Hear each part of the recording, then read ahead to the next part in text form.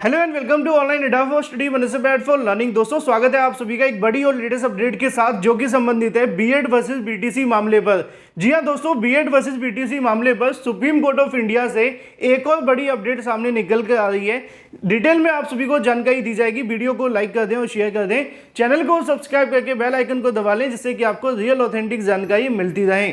शुरुआत कर लेते हैं सबसे पहले बीएड वर्सेस बीटीसी मामले पर। जैसा कि आप जानते हैं कि बीएड और बीटीसी को लेकर जब सुप्रीम कोर्ट ऑफ इंडिया ने 11 तारीख को अपना फैसला दिया था, उसमें 28 जून 2018 के नोटिफिकेशन को रद्द कर दिया। उसके बाद से लगातार सुप्रीम कोर्ट में अलग अलग मामले जाते हैं।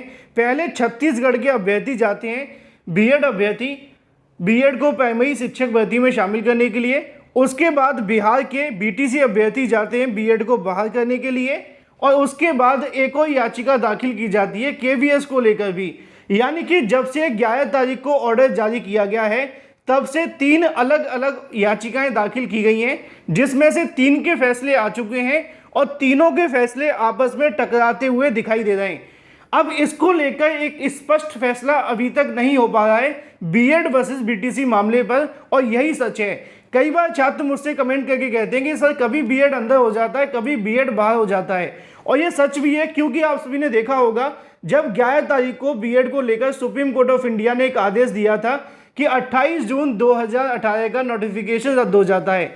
उसके आधार पर बीएड को प्राइमरी शिक्षक भर्ती से बाहर मान लिया गया, लेकिन एनसीटीई की तरफ से पूरे तरीके से कोई नोटिस जारी नहीं किया गया, ना ही केंद्र सरकार।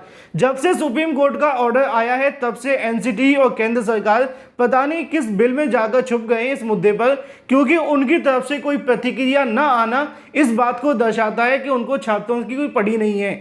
दूसरी ओर जब छत्तीसगढ़ का मामला बीएड को लेकर सुप्रीम कोर्ट ऑफ इंडिया में जाता है तो उस मामले पर भी आप सभी ने देखा कि बीएड छात्रों को राहत दे दी गई, यानी कि बीएड को प्राइमरी शिक्षक भर्ती में शामिल कर लिया। बेशक वो वहां पे छत्तीसगढ़ के छात्रों के लिए था, लेकिन बीएड छात्रों के लिए अच्छी खबर थी।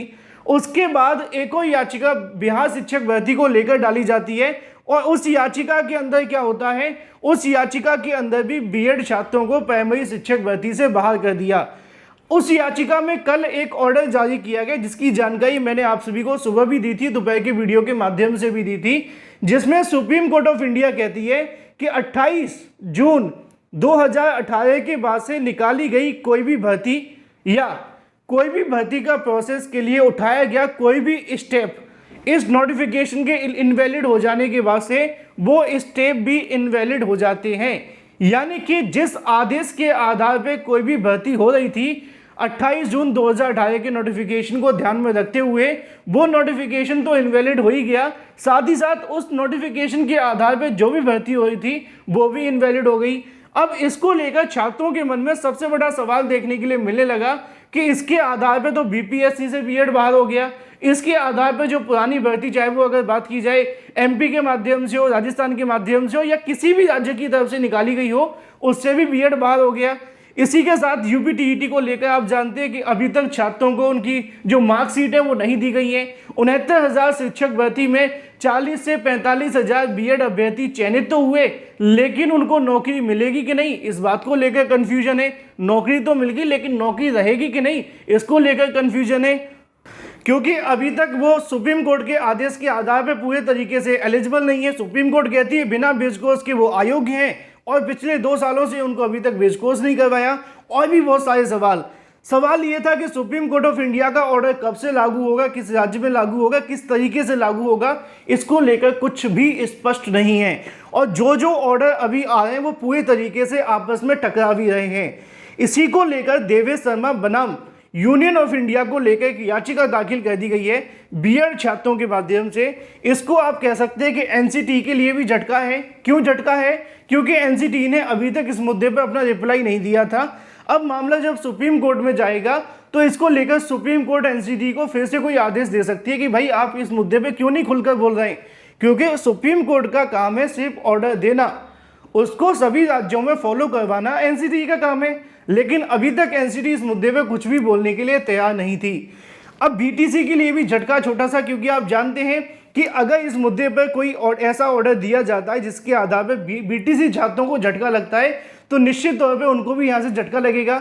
लेकिन मुद्दे की बात यह है कि बीएड वर्सेस बीटीसी मामले पर बीएड छात्रों के माध्यम से एक बार फिर से नई याचिका दाखिल कर दी गई है और ये याचिका आप सभी को देखने के लिए मिलती है क्लैरिफिकेशन डायरेक्शन के बारे में, यानी कि सुप्रीम कोर्ट ऑफ इंडिया से अपील की गई है कि वो 11 अगस्त 2023 के उस आदेश को लेकर क्लैरिफिकेशन दें कि इस आदेश को कैसे लागू करना है, किस तरीके से लागू करना है, किस किस स्टेज पे लागू करना है, कौन सी भर्ती में लागू करना है, नई भर्ती, पुरानी भर्ती या जो भर्तियां पूरी हो चुकी हैं उन सभी भर्तियों में। क्योंकि अभी तक सुप्रीम कोर्ट के ऑर्डर को लेकर हर एक भर्ती संस्थान सिर्फ एनसीटीई का इंतजार कर रहा है, लेकिन एनसीटीई इस मुद्दे पर कुछ भी बोलने के लिए तैयार नहीं है, वो पूरे तरीके से मौन है।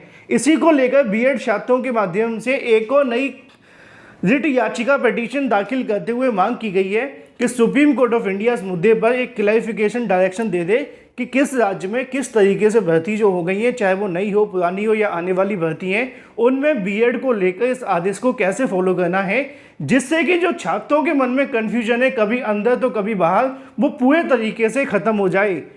जिससे कि जो पुरानी भर्ती, चाहे वो उत्तर प्रदेश की 69,000 हो, बिहार की बीपीएससी हो या फिर इसके अलावा अगर बात की जाए एमपी की या केवीएस की, सभी भर्तियों को लेकर स्पष्टीकरण मिल सके। इस मामले पर जल्दी आप सभी को सुनवाई भी देखने के लिए मिलेगी और ये मामला लिस्टेड हो आप सभी को देखने के लिए मिलेगा जस्टिस अनिरुद्ध बोस जी की बेंच के अंदर, जिससे कि वो इस मुद्दे पर अपना खुलकर कोई आदेश दे सकेंगे। जल्दी इसके बारे में आप सभी को रियल ऑथेंटिक जानकारी जैसी सुनवाई होगी आप सभी को अवश्य दी जाएगी। चैनल को सब्सक्राइब करके बेल आइकन को दबा लें। फिलहाल मुद्दे की बात है कि अब इस मामले पर सुप्रीम कोर्ट ऑफ इंडिया जो अलग अलग ऑर्डर जारी कर रही है, अब इस पर एक क्लैरिफिकेशन याचिका भी दाखिल कर दी गई है, जिससे कि स्पष्ट हो सके कि सुप्रीम कोर्ट का ऑर्डर अब कैसे लागू होगा। चलिए बात कर लेते हैं अपनी अगली अपडेट के बारे में, जो कि संबंधित है केवीएस के माध्यम से रिजल्ट और कट ऑफ घोषित कर दी गई है, जिसकी जानकारी आप सभी को ऑफिशियल वेबसाइट पर देखने के लिए मिल जाएगी। रिजल्ट देखने के लिए आप सभी को सर्च करना होगा गूगल के अंदर kvs.nic.in। जैसे ही आप सभी सर्च करते हैं, पहले नंबर पे आपके सामने वेबसाइट ओपन होगी। अनाउंसमेंट के अंदर आप सभी को जाना होगा, वहां पे आप सभी के सामने पहला नोटिफिकेशन होगा, उसी पर आपको क्लिक कर देना है। जैसे ही आप उस पर क्लिक करेंगे तो यहाँ पे आपको देखने के लिए मिलेगा 5/9/2023 यानी कि आज ही की तारीख में केवीएस के माध्यम से इसको लेकर जो नोटिफिकेशन है वो जारी कर दिया गया है। Kendriya Vidyalaya Sangathan will be conducting interview for the post of vice principal to be filled through direct recruitment KVS, यानी कि जो आप सभी के इंटरव्यू होने वाले हैं वाइस प्रिंसिपल के, उसके बारे में ऑफिशियल नोटिफिकेशन जारी कर दिया गया है। कट ऑफ मार्क्स आप सभी को देखने के लिए मिल जाएंगे। 194 यूआर की है, ओबीसी 179, एससी की 181, इसके अलावा एसटी, इसके अलावा ओएच और भी अलग अलग यहाँ पे उन सभी छात्रों के नाम दिए गए जिनका यहाँ पे सिलेक्शन हुआ है। अधिक जानकारी के लिए ऑफिशियल वेबसाइट पर जाकर चेक कर सकते हैं। फिलहाल इस वीडियो के माध्यम से इतना ही। Thank you for watching this video.